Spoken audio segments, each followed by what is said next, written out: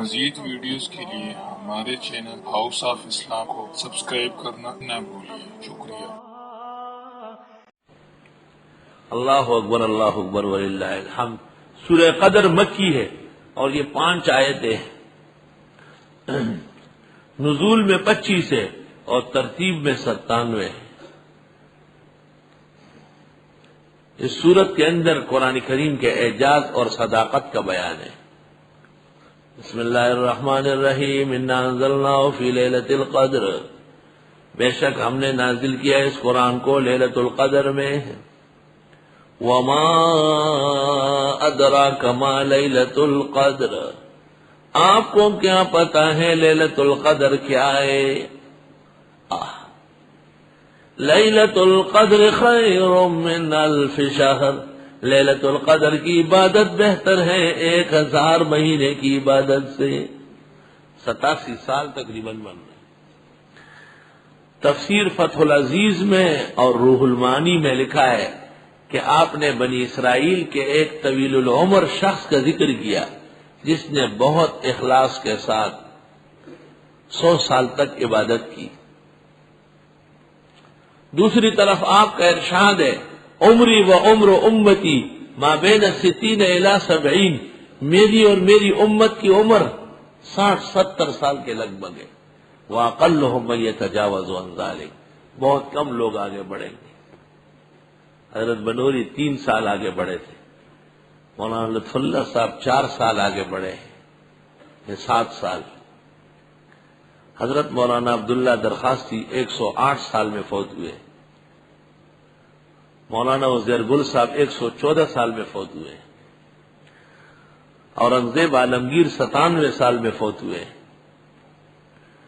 حضرت شیخ الاسلام مولانا حسین احمد صاحب 88 سال میں فوت ہوئے، اور مولانا اشرف علی اور مولانا غلام غوث یہ سب کے سب آگے بڑھے۔ مفتی محمود 62 سال میں فوت ہوئے، اقل عمر ہے وہ۔ مولانا انور شاہ سے 59 سال میں فوت ہوئے، 60 سے بھی کم۔ آپ نے فرمایا میری اور میری امت کی عمر 60-70 کے لگ بھگ ہوگی اور بہت کم لوگ آگے بڑھیں گے، تو امت کی عمر بہت کم ہے، ہم ایسی عبادت کیسی کرے جیسے وہ عابد و زاہد اسرائیلی کر چکا تھا۔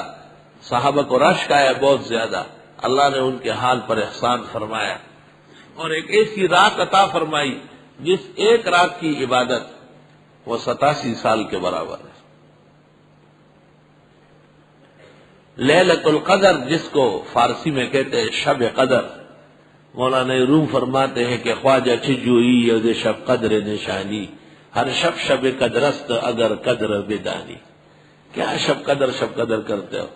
تیرے لیے ہر رات احترام کی ہے، تجھ میں قدر و لیاقت آنا چاہیے۔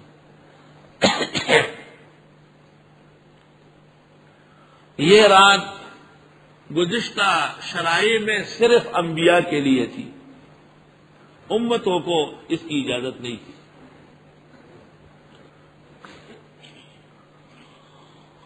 اور امت محمدیہ کو اولاً سال بھر میں دی تھی،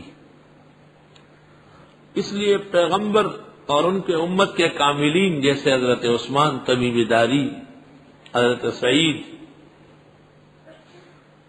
اور امام ابو حنیفہ سال بھر ایک جیسے عبادت فرماتے، ایک جیسی۔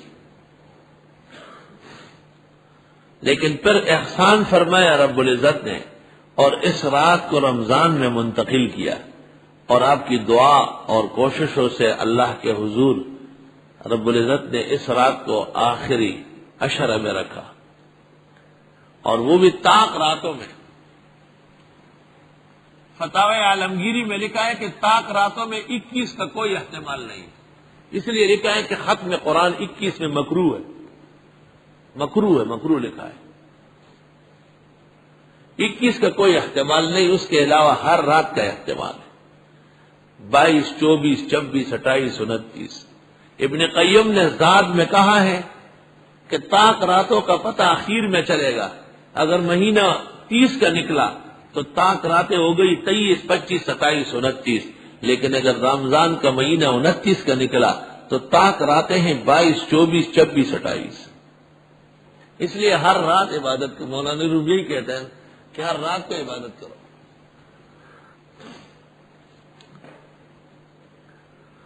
بخاری شریف میں ہے کہ رب العزت نے آپ کے ساتھ وعدہ کیا تھا کہ بس متعین کر کے دے، اور آپ بڑے خوش گھر سے نکلے. فرآ رجلین، آپ نے دو آدمیوں کو دیکھا جو آپس میں تو میں کر رہے تھے.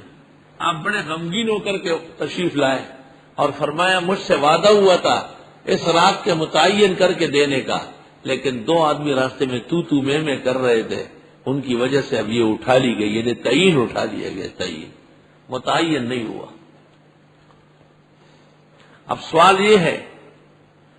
یہ ہے کہ وہ دو صحابہ تھے، مسلم تھے، مخلص تھے، جان نثار تھے، رضی اللہ عنہم تھے، اور ان کے شور کرنے سے فرمایا اور ان کے تو میں کرنے سے لیلۃ القدر کی تعین ختم ہو گئی. تو بزرگ راتوں میں جو بدعتیوں کی مسجدوں میں قیام اللیل کی جماعتیں ہوتی ہیں مکروہ تحریمی، ذکر بالجہر ہوتا ہے، ورفع الصوت فی المسجد حرام ولو بالذکر، قاری مرقات شرح مشکات میں لکھتے ہیں. تو جب تک دنیا کے اندر یہ مبتدئین موجود ہے کسی کو لیلۃ القدر ملنا بظاہر مشکل ہے.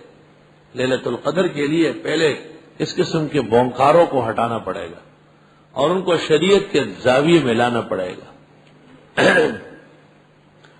ایک مسئلہ اور ہے، وہ یہ کہ لیلۃ القدر ایک ہے یا کئی ہے.